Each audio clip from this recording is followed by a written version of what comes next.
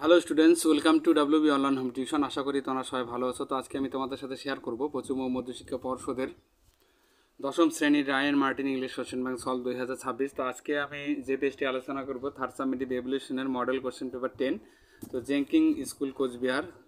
তো পুরো কোশ্চেনটি আমি আলোচনা করব। তো পেজ নাম্বার হলো 341। তো এ দেখে tick the correct alternative. Swami stopped on the road side to make up his mind. মানে স্বামী সিদ্ধান্ত নেওয়ার জন্য রাস্তার ধারে থামলেন। Father decided to send the headmaster a letter. মানে বাবা প্রধান শিক্ষককে একটি চিঠি পাঠানোর সিদ্ধান্ত নিলেন।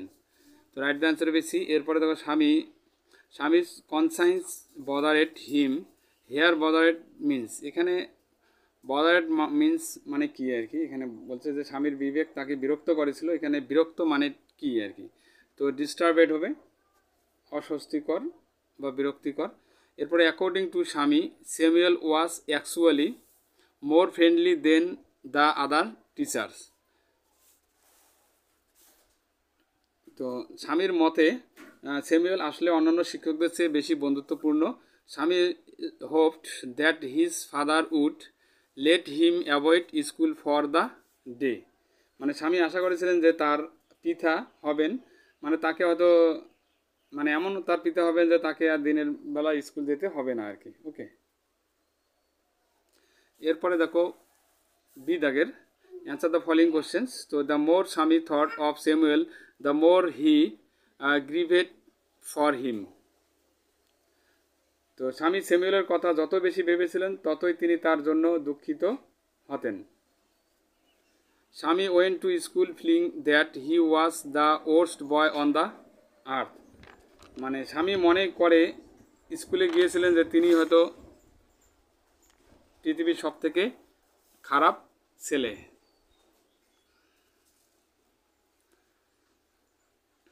স্বামী recalled Samuel's dark face his moustache unshaven cheek and yellow coat. মানে স্বামী স্যামুয়েলের কালো মুখ, পাতলা গোফ এবং তার চিকন গাল আর কি, চিকন এবং হলুদ কোট স্মরণ করেছিলেন। মানে তার স্যামুয়েল স্যার যে কীরকম দেখতে সেটা তিনি ভেবেছিলেন আর কি। এরপরে দেখো সি দাগের, এখানে টিএফ বসাবো, তার সাথে আমরা সাবঅর্ডিনেট স্টেটমেন্টটাও লিখব। তো Swami was sure that Samuel deserved all the allegation. মানে স্বামী নিশ্চিত ছিলেন যে স্যামুয়েল সমস্ত অভিযোগের যোগ্য। এটা অবশ্য ফলস হবে, এফ লিখবো বা ফলস লিখবো। He was not at all sure if his descriptions of Samuel had been accurate. সে মোটেও নিশ্চিত ছিল না যে স্যামুয়েল সম্পর্কে তার বর্ণনা সঠিক ছিল কি না। এরপরে স্বামীর father behave just as he had accepted. তো স্বামীর বাবা যেমনটি আশা করেছিলেন ঠিক তেমন আচরণ করেছিল। এটা অবশ্য ফলস হবে, কারণ father behaviour took an unexpected turn. তো বাবার আচরণ একটি অপ্রত্যাশিত মোড় নিয়েছিল। এরপরে আলোচনা করবো আমরা দুইয়ের দাগের এখানে একটি পোয়েম দেওয়া আছে। তো আমরা পোয়েমটিরও কোশ্চেন আনসারগুলো এখন আলোচনা করব। এ দাগের tick the correct alternative to complete the following sentence. When the poet came out of the wood his heart was that of a tree হবে। তো যখন কবি ওক গাছ থেকে বেরিয়ে আসেন তখন তার হৃদয়টি ছিল একটি গাছের মতন। The experience of the poet in the mist of the oak trees was A part of his river. তো ওক গাছে মাঝখানে কবির অভিজ্ঞতা ছিল তার স্মৃতিচারণের মতন বা স্মৃতি বা ভাবনার মতন। The dream that the poet had altered him হবে এখানে, রাইট দ্য অ্যান্সার হবে সি। তো কবির স্বপ্ন তাকে বদলে দেয়। The old woman had the poet's secret inside her little bag হবে এখানে সঠিক উত্তর। তো বৃদ্ধ মহিলার ছোট্ট ওই ব্যাগের ভিতরে আর কি কবির গোপন রহস্য লুকিয়েছিল। এরপরে দেখো বি দাগের অ্যান্সার দ্য ফলোইং কোশ্চেন্স। তো how according to the oak trees do men threat them. Oak গাছ অনুসারে পুরুষরা তাদের সাথে কিভাবে আচরণ করে আর কি। তো main shove them down the turned them up without any concern. মানে পুরুষরা কোনো উদ্বেগ ছাড়াই তাদের কেটে ফেলে এবং ছিঁড়েও ফেলে।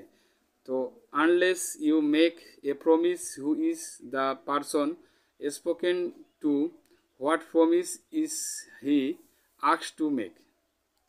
তো যার সাথে কথা বলা হয়েছে তাকে মানে কারা কী প্রতিশ্রুতি দিতে বলা হয়েছে এখানে। তো the point is spoken to, মানে এখানে তাকে প্রতিজ্ঞা করতে বলতে এখানে he is ask to promise to plants and oak trees whenever one is felled. মানে তাকে প্রতিজ্ঞা করতে বলা হয় যে যখনই গাছ কাটা হবে তখনই তিনি যেন একটি গাছ লাগান আর কি। এখানে নতুন গাছ লাগানো হয় বা দুটি গাছ লাগানো হয় এখানে, two plants on a oak trees আছে, তো এখানে টু টিও হবে এখানে। Okay, two plants on a tree when one is felled. এরপরে দেখো এখানে একটি আনসিন দেওয়া আছে, তো আমরা আনসিনটা একটু বাংলা মানে শো করবো, তারপরে কোশ্চেন আনসারগুলি। India has one of the oldest legal system in the world. ভারতে বিশ্বের প্রাচীনতম আইনি ব্যবস্থাগুলির মধ্যে একটি রয়েছে। However the present's apex court came into being on 28 January 1950। তো তবে বর্তমান সুপ্রিম কোর্ট 1950 সালের 28শে জানুয়ারি প্রতিষ্ঠিত হয়। The supreme court consist of a chief justice and 25 other জাজ who are appointed by the president. মানে সুপ্রিম কোর্টে একজন প্রধান বিচারপতি এবং রাষ্ট্রপতি কর্তৃক নিযুক্ত আরও 25 জন বিচারক থাকেন। The supreme court's number of জাজ amendment bill was introduced in the parliament in April 2005 to raise the number of the judges to 30. তো সুপ্রিম কোর্টের এই সংশোধনী বিল 2005 সালের এপ্রিল মাসে সংসদে উত্থাপন করা হয়, যাতে বিচারকের সংখ্যা মানে এখানে প্রধান বিচারপতি ব্যতীত, যে এক্সক্লুডিং দ্য চিফ জাস্টিস, প্রধান বিচারপতি ব্যতীত 30 জনে উন্নতি করা হয়। টু বি অ্যাপয়েন্টেড এ জাজ of the supreme court, supreme কোর্টের বিচারক নিযুক্ত হতে হলে a person must have been a জাজ of the high court or of two such courts in successions for 5 years. মানে একজন ব্যক্তিকে 5 বছর ধরে হাইকোর্টের অথবা পরপর দুটি আদালতের বিচারক হতে হবে। Or an advocate of the high court for at least 10 years and is in the view of the president a distinguished jurist of the country। অথবা কমপক্ষে 10 বছর ধরে হাইকোর্টের একজন আইনজীবী থাকতে হবে এবং রাষ্ট্রপতি কর্তৃক বা রাষ্ট্রপতির দৃষ্টিতে তিনি দেশের একজন বিশিষ্ট আইনবিদ হতে পারেন। দ্য জাজ on the supreme court hold office till the age of 65 years. তো সুপ্রিম কোর্টের বিচারকরা 65 বছর বয়স পর্যন্ত পদে বহাল থাকেন। এরপরে নেক্সট প্যারা, অ্যাপিলেটেড jurisdiction article 132, the supreme court is the highest court of appeal. তো অ্যাপিলের এখতিয়ারের এখানে 132 নং ধারা অনুযায়ী সুপ্রিম কোর্ট হলো সর্বোচ্চ আদালত। Advisory powers article 143, the president May ask the supreme court two render advice on any legal or other matter. তো উপদেষ্টা ক্ষমতা এখানে 143 নং ধারা অনুযায়ী রাষ্ট্রপতি যে কোনো আইন বা অন্য বিষয়ে সুপ্রিম কোর্টের কাছে পরামর্শ চাইতে পারেন। Court of record article 129, the supreme court is also a court of records and in this capacity also enjoys the powers to punish for its contempt। তো কোর্ট অফ রেকর্ডের এখানে 129 নং ধারা অনুযায়ী আর কি সুপ্রিম কোর্ট একটি কোর্ট অফ রেকর্ড এবং ক্ষমতা এটি তার অবমাননার জন্য শাস্তি দেওয়ার ক্ষমতাও ভোগ করে। Judicial review: the supreme court has power to assess and ensure the validations of the laws passes by Parliament and the order issues by the executive তো বিচারক বা বিচারিকের পর্যালোচনা এখানে সংসদ কর্তৃক গৃহীত আইন এবং নির্বাহী বিভাগ কর্তৃক জারি করা আদেশগুলির মূল্যায়ন এবং বৈধতা নিশ্চিত করার জন্য সুপ্রিম কোর্ট রয়েছে। This can be questioned by the parliament. তো সংসদ কর্তৃক এটি নিয়ে প্রশ্ন তোলাও যেতে পারে।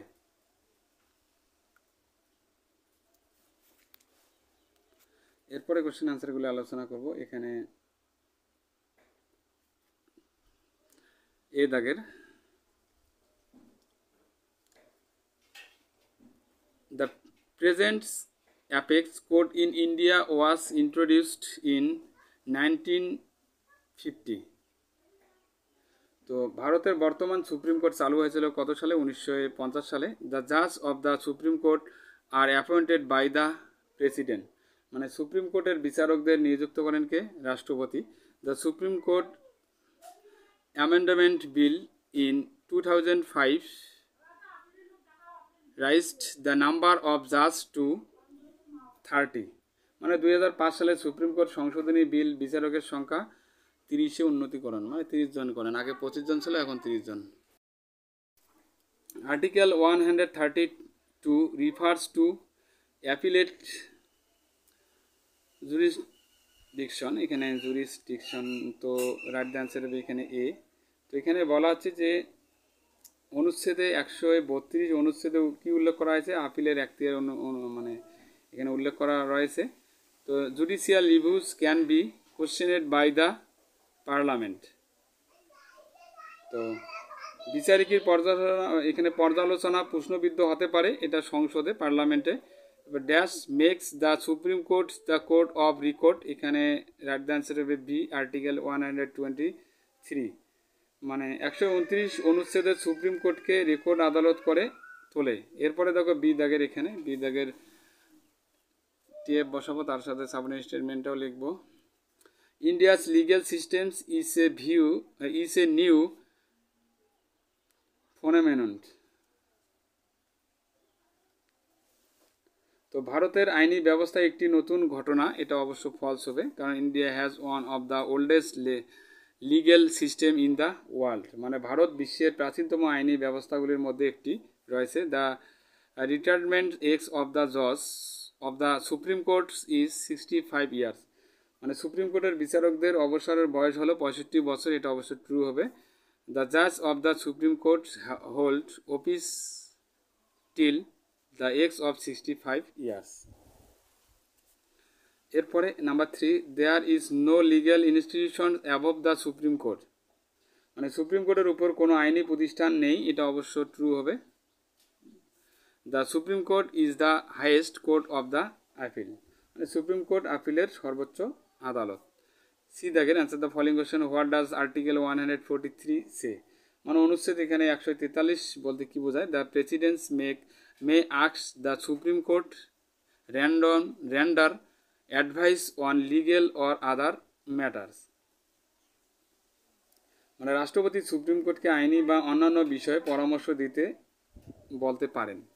What qualification should a person have to be appointed a জাজ অফ দ্য সুপ্রিম কোর্ট, তো সুপ্রিম কোর্টের বিচারকের যোগ্যতা, কীরকম যোগ্যতা লাগে সুপ্রিম কোর্টের বিচারক হতে গেলে? must be a high court judge for the 5 years or a advocate for 10 years or a distinguished jurist। তো এখানে মানে 5 বছরের জন্য হাইকোর্টের বিচারক হতে হবে, অথবা 10 বছরের জন্য আইনজীবী বা একজন বিশিষ্ট আইনবিদ হতে পারে। হোয়াট ডাজ ইন্ডিয়ার সুপ্রিম কোর্ট কনসিস্ট অফ, ভারতের সুপ্রিম কোর্ট নিয়ে কী নিয়ে গঠিত আর কি ভারতের সুপ্রিম কোর্ট। তো a chief justice and 25 other just now raised to 30। তো একজন প্রধান বিচারপতি সহ 25 জন অন্যান্য বিচারক থাকতে পারে, এখন কিন্তু 30 জন। What power does the supreme court have under judicial review? তো বিচারিকের পর্যালোচনার অধীনে ক্ষমতা এখানে বলতে কী বোঝো? It can assess the validity of laws passed by parliaments or orders issues by the executive. তো এটি সংসদ কর্তৃক গৃহীত আইন বা নির্বাহী বিভাগ কর্তৃক জারি করা আদেশের বৈধতা মূল্যায়ন করতে পারে। এরপরে আলোচনা করব আমরা এখানে গ্রামার অ্যান্ড ভোকাবুলারি যে কোশ্চেনগুলি দেওয়া আছে। তো right the correct alternative to fill in the blanks. তো having finished our breakfast we took half an hour to get হবে এখানে get ready. We thought that it would take there 3 hours to reach the destination. এরপরে দেখো fill in the blanks with appropriate article and preposition করবো। এখানে I turn it away from the window and face a girl and for a wheel we sat in silence. তো এখানে কী বসাবো আমরা? In বসাবো। সি দেখে ডু অ্যাজ ডাইরেক্টেড। তো ইজ ইট ডান, তো চেঞ্জ দ্য ভয়েস করবো এটাকে is it being done. I believe that God exists. তো turn into the simple sentence তৈরি করবো এটাকে সিম্পল সেন্টেন্স। তো I believe in God's existence. এরপরে the old man say to me how long have you been living here. তো change the mode of narration তৈরি করবো এটাকে the old man asked me how long I had been living there. Here থাকলে there হবে। এরপরে group ভাব আলোচনা করব। We should maintain the honour of our land. মানে আমাদের দেশের সম্মান বজায় রাখা উচিত, আমাদের তো মেনটেন করা উচিত। তাহলে কিপ আপ হবে এখানে how have you overcome the difficulties. তুমি কি অসুবিধাগুলি কাটিয়ে উঠেছ? মানে গট আপ হবে।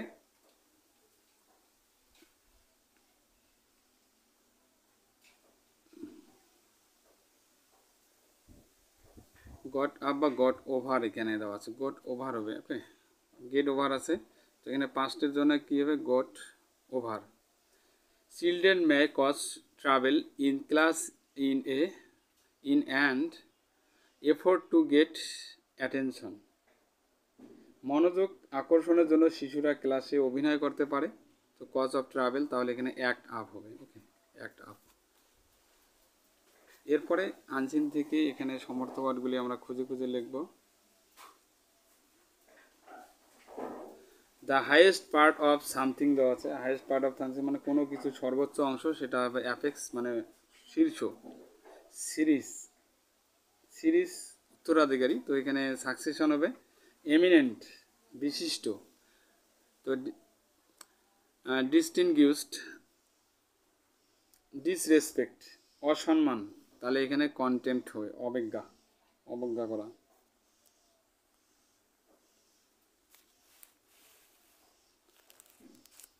এরপরে এখানে একটি রাইটিং স্কিল দেওয়া আছে। Write a paragraph within 100 words on beauty of Bengal bases on the following points.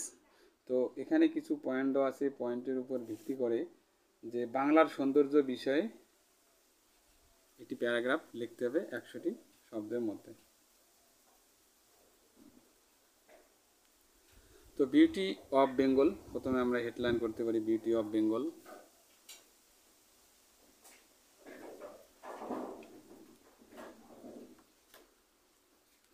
তো Bengal is a land of natural beauty and cultural richness. তো বাংলা প্রাকৃতিক সৌন্দর্য এবং সাংস্কৃতিক সমৃদ্ধির একটা দেশ Bangla. It has a wonderful variety of landscapes. তো সবুজ from green paddy fields to flowings rivers. সবুজ ধানক্ষেত থেকে প্রবাহিত নদী পর্যন্ত এর দৃশ্যের এক বিস্ময়কর বৈচিত্র্য রয়েছে। The colourful seasons brings beautiful flowers and juicy fruits. রঙিন ঋতু সুন্দর ফুল এবং রসালো ফল নিয়ে আসে। The fertile plains supports agriculture and the villages are full of শ্রম। উর্বর সমভূমি কৃষিকে সহায়তা করে এবং গ্রামগুলি মনোমুগ্ধকর। Bengal is also rich in heritage, মানে বাংলা ঐতিহ্য, সাহিত্য, সঙ্গীত এবং উৎসবেরও একটা সমৃদ্ধ। Literature, musics and festivals, people of all religions live here peacefully. সকল ধর্মের মানুষ এখানে শান্তিতে বসবাস করে। The beauty of Bengal is truly heart touching and unique, মানে বাংলার সৌন্দর্য সত্যি হৃদয়স্পর্শী এবং অনন্য। A series of plays by eminent theatre groups will be organized by your club on the occasions of Pohela Boishak. As the club secretary, write a notice inviting local people to take part in the celebrations. Mention date, time, place and other details you think are important. Write within 100 words. মানে পয়লা বৈশাখ উপলক্ষে তো আপনার club থেকে বিশিষ্ট এখানে নাট্য দলগুলির নাটকের একটি সিরিজ আয়োজন করা হবে। তো এই উপলক্ষে আর কি ক্লাবের সচিব হিসেবে তুমি আর কি স্থানীয় জনগণকে উদযাপনে অংশগ্রহণ করার জন্য আমন্ত্রণপত্র একটা জানাইতে হচ্ছে। তো নোটিশ লিখবো মাঝখানে এখানে subject dramas festivals on Pohela Boishakh. Our club will organize a series of plays by eminent theatres group of celebrated Poila Boishakh.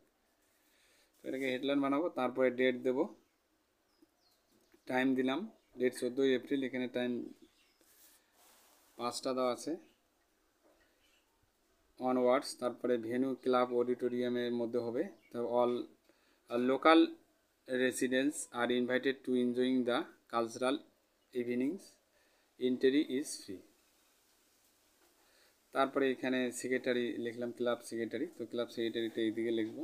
Okay, club secretary, ক্লাবের নাম দেবো এখানে, ডেট এবং সিগনেচার সহ ডেট দিতে হবে।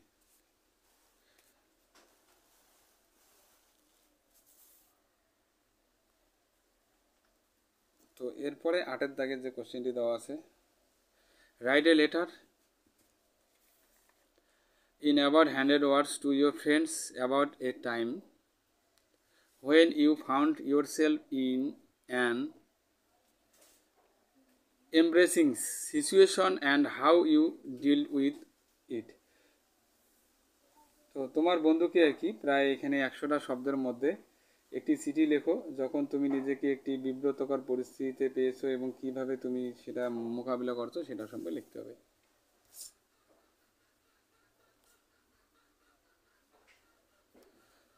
তো এখানে আমরা লিখতে পারি যে to your friends about an embarrassing situations dear, মানে একটি বিব্রতকর পরিস্থিতি সম্পর্কে আপনার বন্ধুর কাছে একটা চিঠি লিখবো। এখানে ফ্রেন্ডস নেম লিখবো, তারপরে হোপ ইউ আর উইল, আশা করি তুমি ভালো আছো।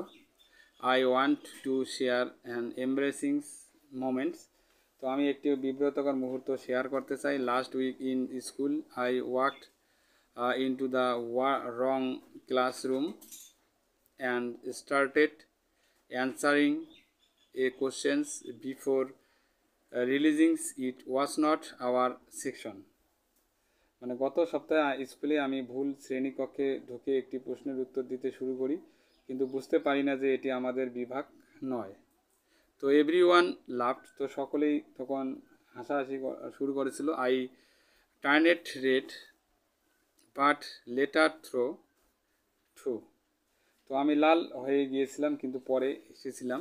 তো it thought me to be more alert, তো এটি আমাকে আরও সতর্ক থাকতে শিখিয়েছে। তো টেক কেয়ার তারপর লিখতে হবে। তো ইউর ফ্রেন্ডসের নেম লিখবো, এখানে ঠিকানাটা দেবো ফ্রেন্ডের, এখানে ফ্রেন্ডের অ্যাড্রেসটা দেবো, সেই ফ্রেন্ডকে লিখবো। Please subscribe my channel. আমার ভিডিও দেখার জন্য তোমাদের সবাইকে অসংখ্য ধন্যবাদ।